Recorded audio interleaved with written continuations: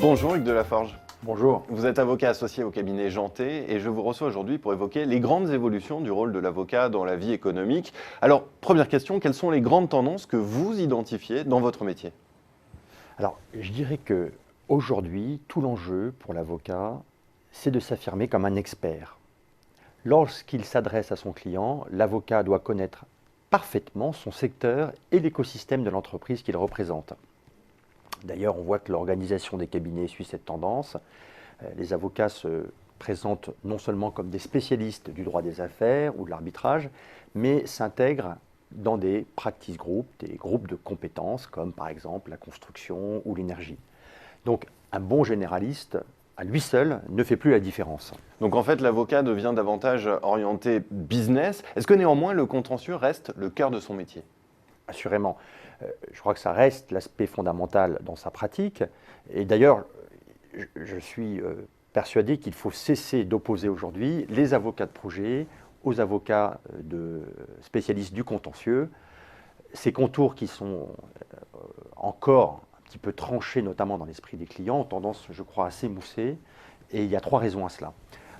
D'abord, l'évolution de l'accompagnement de l'avocat dans l'entreprise. Aujourd'hui, l'avocat s'adresse non seulement à la direction juridique, mais également à d'autres directions de l'entreprise, la direction générale bien sûr, la direction financière, voire les interlocuteurs techniques. La deuxième, c'est une forte internalisation des compétences juridiques chez les juristes internes. Il y a en effet un certain nombre de compétences qui étaient traditionnellement chez les avocats, qui sont passées dorénavant chez les juristes d'entreprise. Du coup, je crois que le contentieux garde une prépondérance extrêmement importante.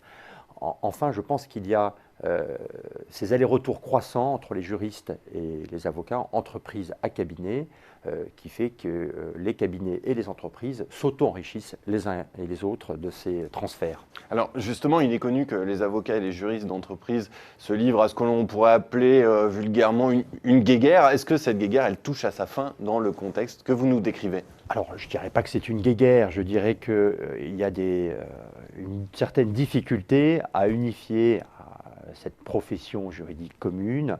On l'a vu récemment dans le cadre de la loi Macron, dans le cadre de ce qu'on a appelé le statut de l'avocat en entreprise, qui a généré un certain nombre de peurs, de doutes, de frilosité, notamment dans certains barreaux dits de région. Je crois que ces débats sont un petit peu passistes et qu'il faut avancer. D'ailleurs, les ponts jetés entre la profession d'avocat et celle de juriste d'entreprise se sont multipliés ces dernières années. Tout cela a participé à la diffusion d'une vision de plus en plus unifiée de la matière juridique dans l'entreprise. Et je crois que c'est un mouvement irréversible. Est-ce qu'il y a des éléments structurels qui ont favorisé ce rapprochement que vous nous décrivez entre les deux mondes?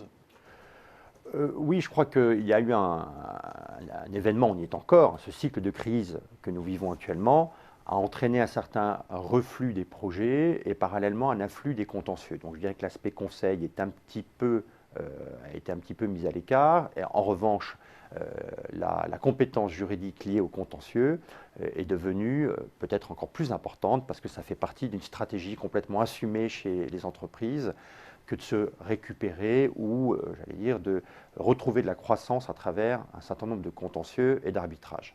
Donc tout ceci, ça nécessite une coopération extrêmement importante entre avocats et juristes d'entreprise qui font le lien avec les différentes composantes de l'entreprise. Et surtout, deuxième point, les contentieux ont pris des formes multiples. On n'est plus seulement devant le tribunal de commerce ou devant le tribunal administratif, on est d'abord en entreprise devant ce qu'on appelle un contract management, la gestion contractuelle, qui nécessite une compétence assez plurielle.